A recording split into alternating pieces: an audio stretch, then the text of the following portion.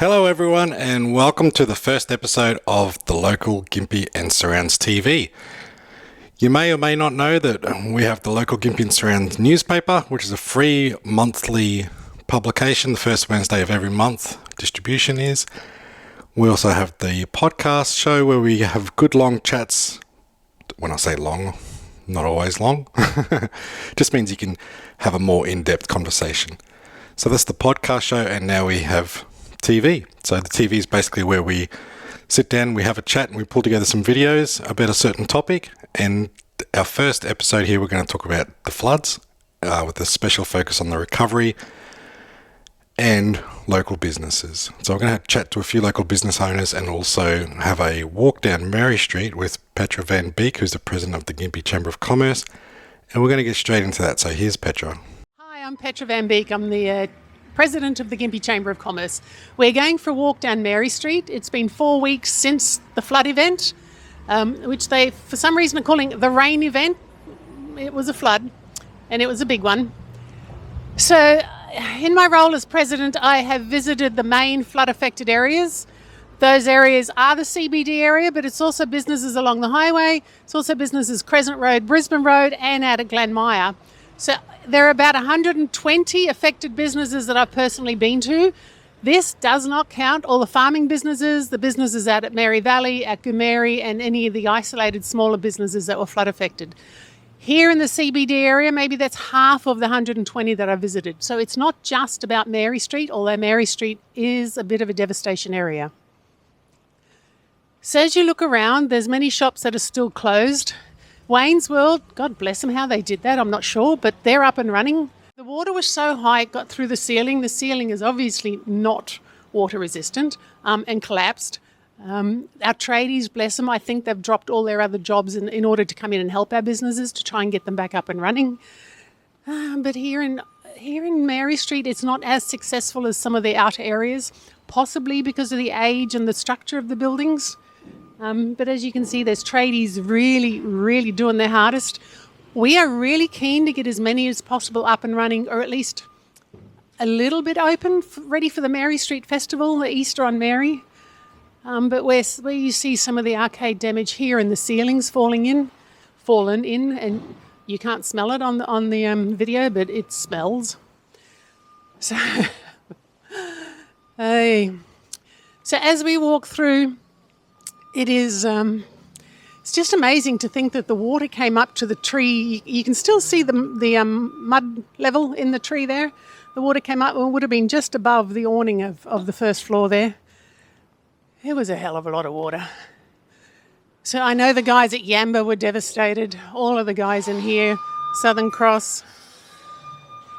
The tradies are doing their darndest to help them get back up and running. Such a long time before we can get people up and running. All right, so as we look around and see who else has opened, we see PC Place has opened, and Sharon's Barber looks like she's opening. So I guess we would like to put a call out. As much as the Mary Street traders are maybe half of the 120 that I had identified that were flooded. A lot of the guys out and about were more the industrial, and they had more the sheds and concrete that were easier to clean out and get back in. The buildings around here, not so. So if anyone can, please shop at a store with a door. And when these guys reopen, and even the guys out there, please support them. Please come in, shop with these guys to help them get back on their feet. So as we walk up towards Smithfield Lane, this is where the banks are. I have to scratch my head and go, why on earth would 4 key banks decide that they're going to open a building in a non-flood zone? Because, it floods. They all went under. Their vaults went out. There's no cash in Gympie. There's an interesting thought. I did hear lots of people had to go to Noosa just to get cash because they couldn't get into their vaults. Presumably, Bank of Queensland's one, Westpac, Commonwealth, ANZ. Presumably they will relocate somewhere a little higher so that they don't do this every 5 years. So I did the stats, I looked at, granted it was Wikipedia. However, since they started recording in I want to say 1870, they started recording the floods. 12 significant floods. That was something like, do the math, 153 years ago, something like that. Of those 12, the last 6 have been in the last 38 years. So in the last 38 years, we've had a significant flood on average every 5.5 years. Prior to that, it was on average every 19 years. Figure that out. They say climate change isn't real. The stats might say something different. So if we're going to do this every 5.5 years, I think we need to do it smarter. So if this street goes under every time, and it goes under to the level of the this overhang, the boardwalk overhang here, if every time this goes under and every 5 years we have to do this all over again, you've got to scratch your head and say, the definition of stupidity is banging your head against the wall and hoping something different will come out of it. We just have to do it different. So as far as doing it differently, there's been several thoughts. There's been some thoughts about, can we, with the 2-story buildings, can we move the businesses up and put car park underneath? That's one thought. Not all of them have 2 stories, so is that scope to put new levels up there? Another thought is just, I think it was Yamba Real Estate who said, just put a bulldozer through it and turn it into parkland, perhaps. Somebody else was saying that a while ago there was a proposal that Westfield could turn all of this into a major shopping centre, have car parks, and then have the shopping centre itself up, and then turn that side of Mary Street into a boardwalk. So, yeah, that would be an idea. Apparently it got poo-pooed. Somebody else has said move Mary Street up somewhere else where it doesn't flood. The minimum that I think they should be doing is looking at rebuilding with water-resistant materials. So there are plans, there are schemes. Brisbane Council has done it, where they help residents or shop owners rebuild with water-resistant material and have a much better flood preparation plan in place. So I was talking to one of the businesses, this was out of Mary Street. They normally can access a big semi-trailer, get everything on the trailer, hightail it out, wash it out when it comes back, bring it back. There wasn't any semi-trailers available. So, yeah, it's just thinking through and being prepared. In 2 weeks' time, on the 13th of, what's next week? April. It's the Wednesday before Easter. So we'll be doing another of our iconic Mary Street events. It'll be Easter on Mary. So Mary Street will be cut off from up at Bunkland Street, up through to the post office, and including Smithfield. And we will have an array of street entertainers, the fire twirlers, the train, the stilt walkers. We will have lots of stalls. We will have food entities. We'll be encouraging as many actual stores here to open as much as possible. We have Caitlin Shadbolt as our main act on the stage. She's our very own famous Caitlin Shadbolt, and some really good local talent supporting her. It's going to be a festival not to miss. It's going to be fantastic. So please bring yourself, bring your neighbours, the kids, bring everybody. See you there. One thing that I noticed when we did that walkthrough, as Petra mentioned, was 4 weeks after the floods, and the first 1, 2, 3 weeks, very quiet, not much happening at all. But week 4, a lot of activity. Some shops reopened, some shops no activity, unfortunately. So it's good to see some kind of construction, I guess that's what I'm saying, and excellent to see some shops reopened. Unfortunately, some aren't reopening. I saw last night on social media that Happy Yak won't be reopening, and that's a pity. And also in that walkthrough, we didn't go through the Best and Less arcade in where Subway is and the CBA, and that's basically the same as the other arcades. Like, they basically all look gutted. It's quite eerie looking down those arcades, and as Petra highlighted, the smell of them, but now they have trades in there, tidying them up, getting them ready, and who knows what the future holds. Some businesses have already relocated.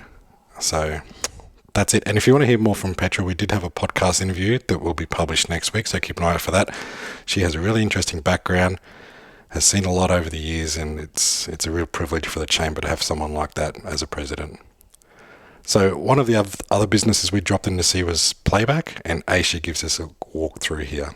Thanks, Aisha. Hi, I'm Aisha from Playback Gympie.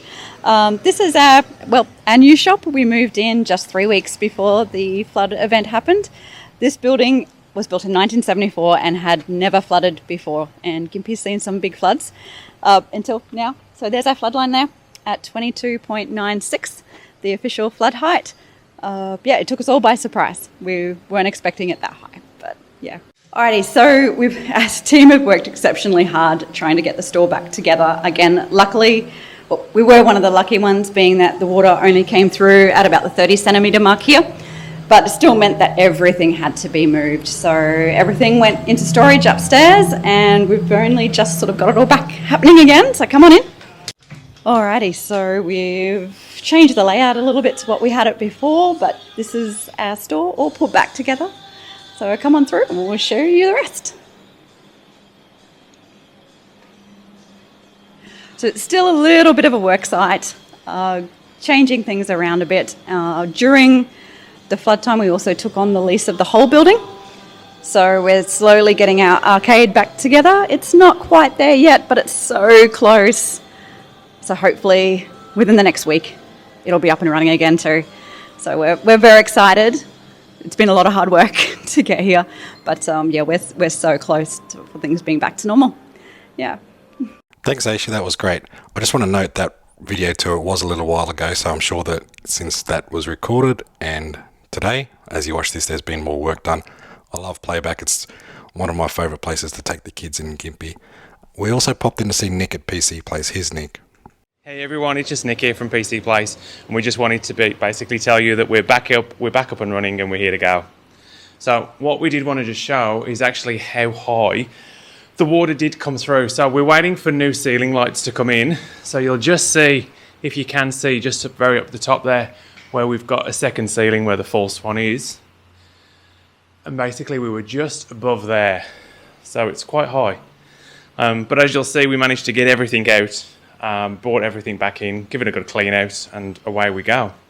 What we also wanted to say was a big thank you to the community, who have been so phenomenal. Like, we literally put a shout out online for a hand to come and move some of the stuff when we got back in here, because there were some benches and bits and pieces that we couldn't physically remove.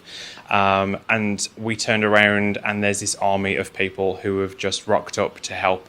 So without you, we wouldn't be back in this state as fast as we are. So again, thank you from the bottom of our hearts, because it really does mean a lot that this community supports one another so well. So yeah, thank you very much. Thanks, Nick. Well done. It was really interesting there to see the roof line and how high the water actually did get. Like, I don't know how high that was, but it's quite high, isn't it? So it covers, from the ground all the way back up to above the roof. So Nick did well to get all the stock out and back in, and as he mentioned, you got a lot of help from the community, and I think that's kind of the big story of the flooding. Like, apart from the devastation of it, it is the community chipping in and helping together, and businesses working together. So I think that's the big takeaway. We also had a chat with Bev and Sally from Gympie Medical Transport, one of my favourite community groups in Gympie. Hello everyone, Sally and Bev, Gympie Medical Transport. As you can see, this is not our office went under. We're working out of Bev's house temporarily. We've got a new office starting, hopefully in April, thanks to the generosity of, again, Gympie residents. The generosity is amazing. We're working, we're busy. Our cars are on the road. Our cars are on the road. We're doing extra time trying to catch up with hospitals and doctor surgeries that have been on reduced capacity over the last few months. And Bev even did a day the other day, 6 a.m. to 6 p.m. She's our trooper of the day. So, yes, come on down to Gympie Medical Transport. We're still working. And we're all very tired. But we're working. We're working and enjoying it, as usual. So we're going to be in Mella Street very, very shortly. Keep a lookout for us. It will be early April. But give us a ring on our mobile. We are still working, and in April we're going to let everyone know via Facebook and our webpage where our new premises are, and we look forward to seeing you all there. And we wish to thank everyone for all their support and the information they've given us, the help they've given us during our flood period, and we look forward to seeing you all in the future. Thank you. Thanks, Bev and Sally. I think Sally's got a future in journalism there. We might try and see if she wants to be a roving reporter. That was really well done. For those of you that don't know, Gympie Medical Transport has 5 or 6 cars, volunteers. They drive people to their medical appointments down the coast and in other locations, and they play a vital role in the community.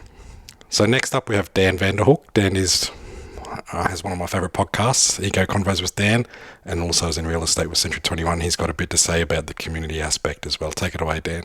Hey everyone, Dan here from Century 21 and Eco Convos with Dan. Look, we've just been through the most devastating thing in the world. I mean, I'm sure you would have seen it on the news. It was absolutely unreal. Flooding at around about 23 metres. Now, in Gympie, that's pretty phenomenal. You know, it's the second biggest flood they've ever had, you know, and that's just, look, I don't have enough words, you know. It's happened 2 weeks ago, and I'm still absolutely flabbergasted. I think everyone's the same, you know. To actually get an idea of it, you know, you can see mud lines around the trees. You know, you can see where the height is. Now, this is we're in Memorial Park here, but this is this isn't a particularly low lying area. You know, it's come across the highway. It's come all the way through. It's flooded through the park, and then come here, and then gone into Mary Street, and you know, taken out countless businesses. It's just like I said, it's absolutely incredible. But I think all that sort of stuff gets you know, that gets reported on quite a lot. And I think one of the great things about our area and about the community that we've got here is we've got that word. It's that community word. You know, Gympie comes together, and they do every time. You know, it's really easy to get stuck into the idea of, you know, a negative attitude about people in general. You know, I have a problem with that. I know a lot of other people do. But then when you see a disaster like this happen, you know, you see this overflowing of empathy that comes out. You know, people come from everywhere around. You've got strangers coming in, helping businesses. You know, on the Friday night, to actually come through Mary Street here, you know, all the businesses that we've got, it was amazing to see the outpouring of people coming in, trucks, trailers, the whole lot. They came, they emptied out shops, they cleared them out completely in order to be up. They knew the flooding was coming.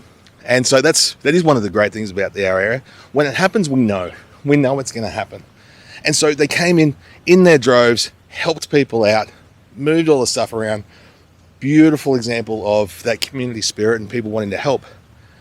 Then the water came, caused amazing amounts of devastation. You know, we were actually helping out. Our office at Century 21. We were very, very lucky. We actually came in.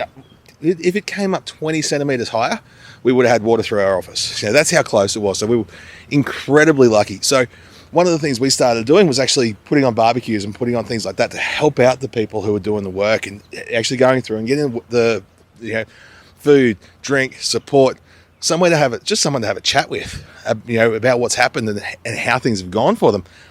And we saw, going through those stages of grief, it was incredibly heartbreaking, but it was a beautiful outpouring of that community spirit, because you had people coming down, offering support. When that cleanup process was going through, we had council workers and whatnot here who were doing some incredible work just to get the mud down. You know, the mud, unless you see it for yourself, you know, it's like a war zone. So when you have then people who've lost everything coming in and helping each other, they're all coming, you know, all these places, they've got roofs have collapsed, and yet you've got people in there helping, saying, right, we can get in and do this together. Yeah, that community spirit comes out, really, really gives you back that sense of, you know, belonging, and sense of, you know, this is a good place to be because there is people who care. And I think that's one of the great things that I've taken from this. But not only that, we talk about the businesses a lot. We talk about Mary Street. But when you're looking at people's houses, you know, this came up so much higher than anyone ever thought. You've got people who've lived here for, you know, all their lives and never had water in their properties, but now they've had water come through the house, you know, taking out 50 years worth of stuff. So what we do as a community, neighbours come in, we're all there helping each other out. We're helping these people out. It's just been heartbreaking, but it's also been extremely beautiful, humbling, and you know, what an experience, what a community. You know, everybody out there, look, thank you. This has been absolutely wonderful. We do need the support. We need the governmental support. It's not getting out there hard enough. You know, it's one of those things. You know, you don't need me to tell you that. It's very, very obvious to see where things are at. But it's you know, people at Gympie have done it tough, but we've been there before. We'll come back. We'll do it again. We'll see you soon. Thanks, Dan. Well done, mate. Again, just a note that was filmed a little while ago, so I think that since that filming, like a good week or so ago, that the government support has kind of been coming through a bit more solid. It was a bit quiet, that support, the first 2 weeks, but I think week 3 and week 4 we really saw a difference, and it just took some time to filter through. And thank you to Petra, Aisha, Nick, Bev and Sally as well. It takes a lot of courage to jump in front of the camera, and we really appreciate it. So that's kind of the first episode there. So let us know what you think. Basically, what we're trying to do is we're just trying to give the community a voice. It's not about the host of the show doing everything or doing interviews. It's just about getting out there and talking with community members. And obviously, the focus of today was on Mary Street, talking to business owners, Petra from the chamber, and just kind of getting a few different viewpoints and showing people the devastation along Mary Street, but also the progress that's starting to happen. So for the next show, if you have any ideas, let us know. Like, we could focus on the flood housing, or we could look at another really big issue that's causing a lot of concern at the moment locally in homelessness, or we can do something totally different. Just give us some feedback. This show is a show for the community, so we're happy to go with what the community wants to see. So thanks for watching, and we'll take it away.